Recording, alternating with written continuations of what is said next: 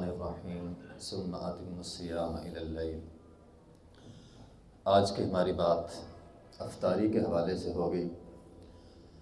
افطاری کرتے ہوئے چند باتوں کو ملحوظ خاطر رکھنا بہت زیادہ ضروری ہے۔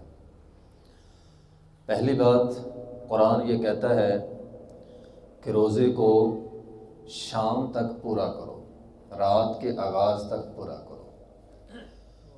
اب رات کا آغاز کب ہوتا ہے، اس کی وضاحت حدیث کے اندر موجود ہے۔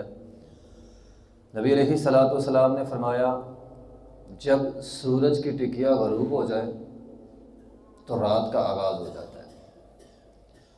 اس حدیث کا مطلب یہ ہے کہ جیسے ہی سورج کی ٹکیا غروب ہو جائے افطاری کا وقت ہو جاتا ہے۔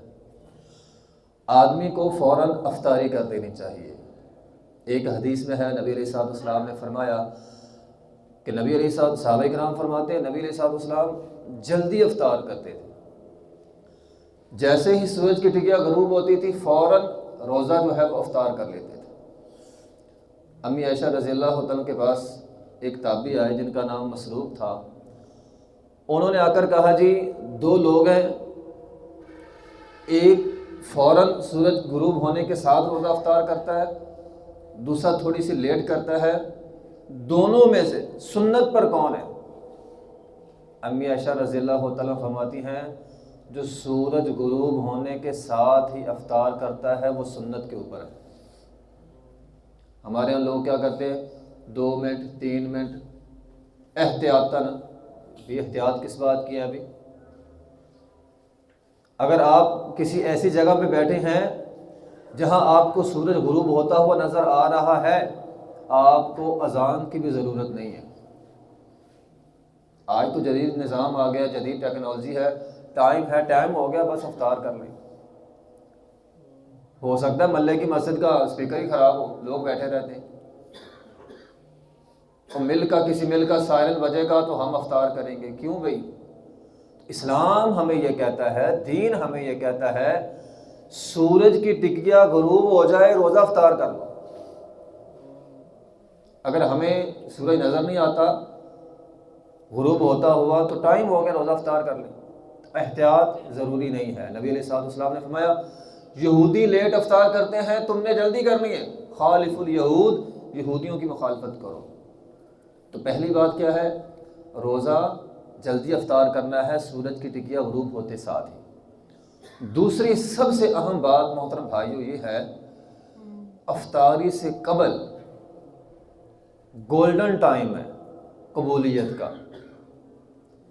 دیکھیں ہم پریشان رہتے ہیں، ہماری دعائیں قبول نہیں ہوتی۔ نبی علیہ الصلوۃ والسلام نے ہمیں قبولیت کا ٹائم بتلا دیا۔ افطاری سے قبل کی گئی دعا اللہ ہر صورت بندے کی قبول کرتا ہے۔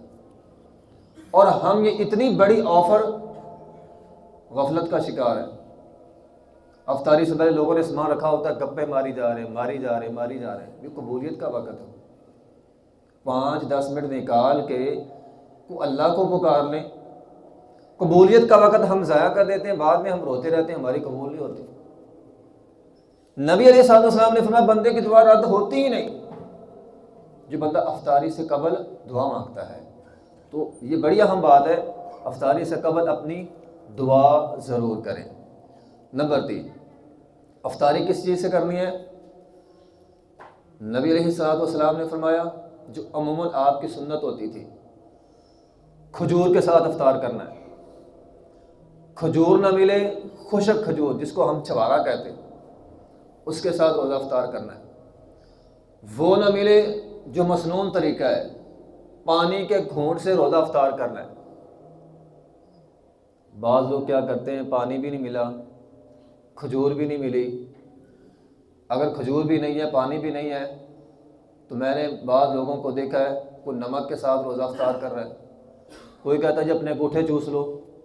یہ کیا چیز ہے؟ آپ کے پاس اگر کھجور نہیں ہے، پانی نہیں ہے، آپ کسی بھی چیز کے ساتھ روزہ افطار کر سکتے ہیں۔ کوئی بھی کھانے والی چیز ہے، کھا لیں۔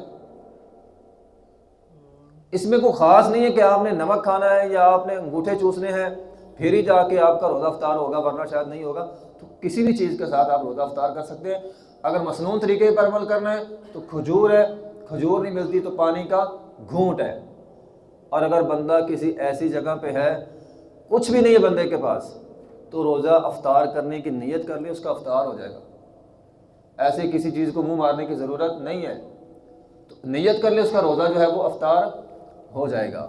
اور اس کے بعد افطاری کی دعا ہے ذهب الصبا وابتلت العروق وثبت الاجر انشاءاللہ. یہ دعا نبی علیہ الصلوۃ والسلام نے پڑھی ہے، یہ پڑھنی چاہیے. اور آخری بات یہ ہے کہ نبی علیہ الصلوۃ والسلام نے فرمایا روزہ دوسروں کو افطار کرواؤ. اچھا، اس میں ایک بات تو یہ ہے کہ افطاری ہونی چاہیے، آپ دوسروں کی افطاری کروائیں. ایک ہے آپ دوسروں کو افطاری نہیں بھی کروا رہے ہیں، کم از کم ایک کھجور پکڑیں، اپنے ساتھی کو پکڑا دیں. آپ مل کے افطاری کر رہے ہیں، آپ اپنی کھجور اپنے ساتھی کو دے دیں. ٹھیک ہے، تو ایک دوسرے کو دے دیں تاکہ وہ ثواب ہمیں مل جائے. نبی علیہ الصلوۃ والسلام نے فرمایا جو افطاری کروانے والے کو ثواب ملتا ہے اس کو اتنا ہی ثواب ملتا ہے جتنا افطاری کرنے والے کو ملتا ہے، روزہ رکھنے والے کو ملتا ہے. اور ان دونوں کے ثواب میں فرمایا رتی برابر کمی نہیں کی جاتی. اگر آپ بڑی افطاری کروا سکتے ہیں کروائیں، اگر نہیں تو کم از کم ایک کھجور جس کے ساتھ روزہ افطار ہوتا ہے وہ اٹھائیں اپنے بھائی کو دے دیں. تو یہ افطاری کا مسنون طریقہ ہے.